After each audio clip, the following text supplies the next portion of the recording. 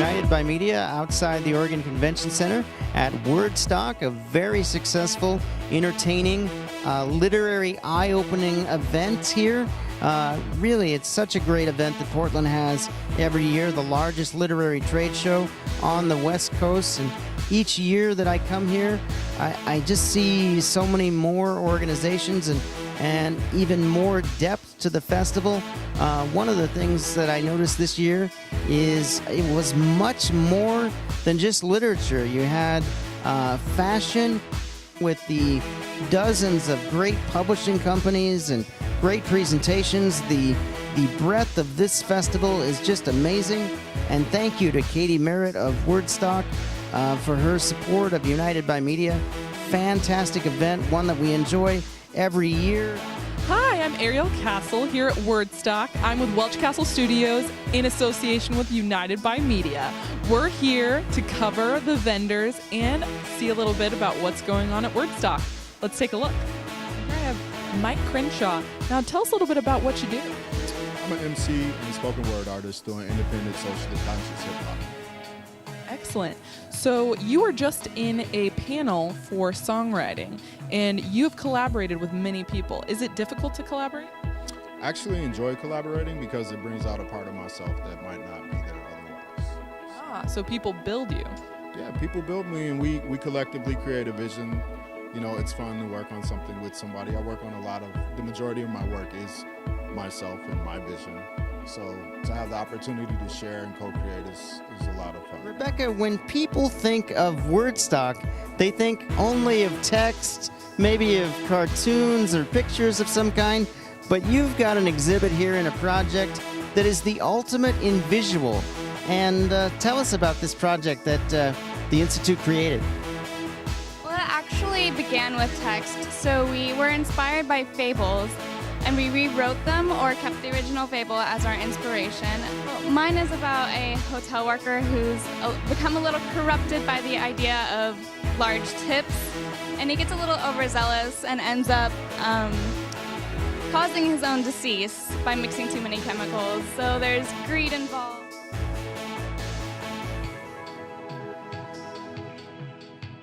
Rose Lewis, and I'm volunteering with MIT Press to bring some examples of the fine books that we publish to Portland. A book on bikes for the Portland audience, and some somewhat more like some political theory, memoir. And I'm an author from Seattle, Washington. These are my two books that I've written and that I've brought today.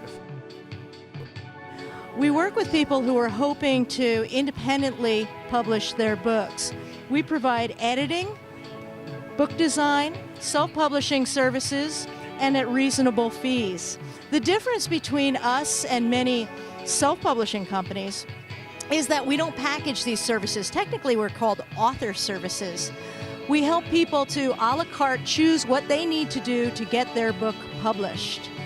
Many people come to us at this first stage of editing. We're a nonprofit based here in Portland, Oregon, founded in 2007. Our mission, our goal is in the memory of the people who suffered through and the genocide that happened in the Khmer Rouge regime in Cambodia during the 1970s. Our mission at this is to leverage that in the memory of those folks, is building schools in support of that country. Hi, I'm Becca Yenser, and I volunteer at the IPRC, which is located at Southeast 11th and Division. And you can contact us at www.iprc.org. We're just an amazing space to work on your zines, self-publishing, workshops, and there's also a writing program, so check it out.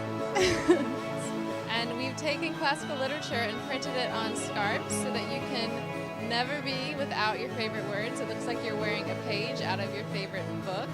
And we're based here in Portland. You can find my stuff on Etsy.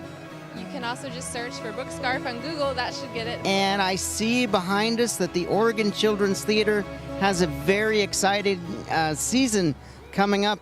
Give us a little preview of what we can expect from the Oregon Children's Theater. Actually, just getting ready to open up our first show. It's called The Magic Tree House, and it's based on a book about two kids that climb into a tree house and time travel back to 1915 New Orleans, where they meet Louis Armstrong. And it's got a live jazz band on stage, and it's going to be really fun. Let's talk about Know Your City publications. Yes, we aim to connect people to place. We have these publications here. We have comics on the history of Oregon, and we also do walking tours around Portland and youth programs and lecture series. This book is actually based on one of our lecture series. Do you have a favorite volume? I do like the logger one, this one, because it's very interesting. The guy who donated the water fountains is from Wisconsin, where I'm actually from, because he didn't want the loggers to get drunk, so he donated the fountains that have more water, which is awesome, you know, and it's cool that the fountains are still here. We've been inspired. We love it here. We love it here. We drove all the way from Seattle to see Anise. Huge fan. Poets, and heard some great poetry, and went to a couple workshops. We love it here. We love it here. Wordstock at the main vendor hall of the Oregon Convention Center, and I'm here with Joe Beal of Microcosm and some of the latest developments. Self-empowerment, as in the books that we produce specifically are designed to help the reader empower themselves through these books, you know, rather than outside forces or, you know, more traditional advocacy organizations, you know. So we have everything from like physical how to make soap, you know, type of books, to community self-run mental health advocacy organization, you know, teaches you how to sort of internally manage your stress levels, and, you know, everything from like bipolar to psychosis as best as you can. Project that I think is very important to Oregon, putting together a publishers association. You have a couple of events associated with that. Tell us about that. Sure.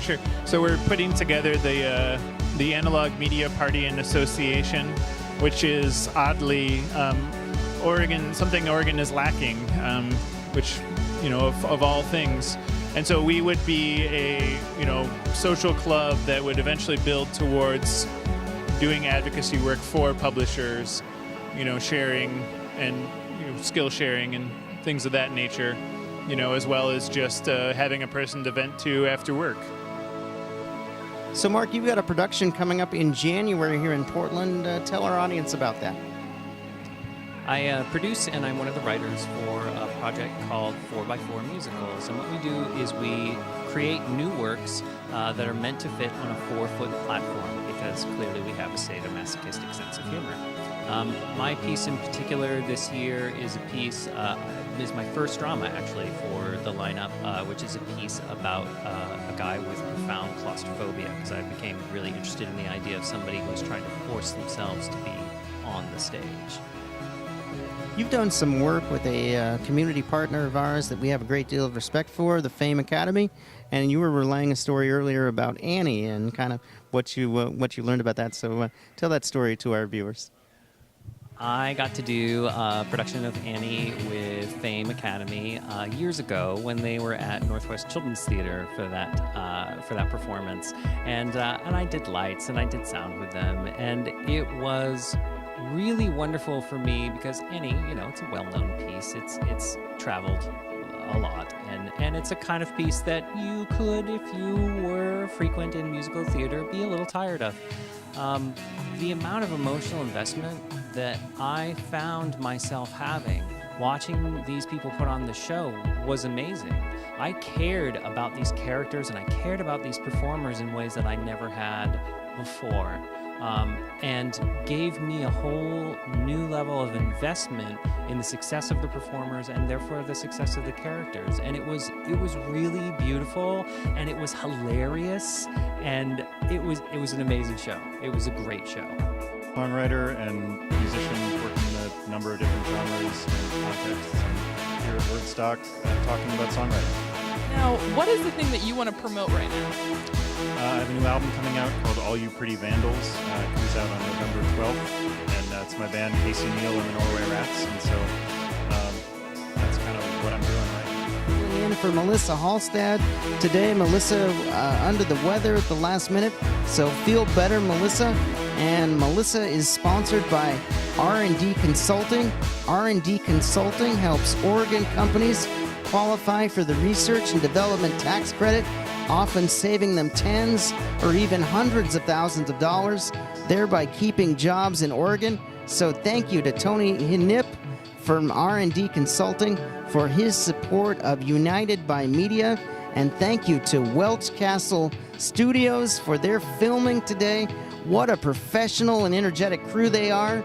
They are incredible for any of your filming needs, and they can really help you with consulting and putting your business out there in a fun and professional way. So thank you to Welch Castle Studios, and that is a good night, everyone.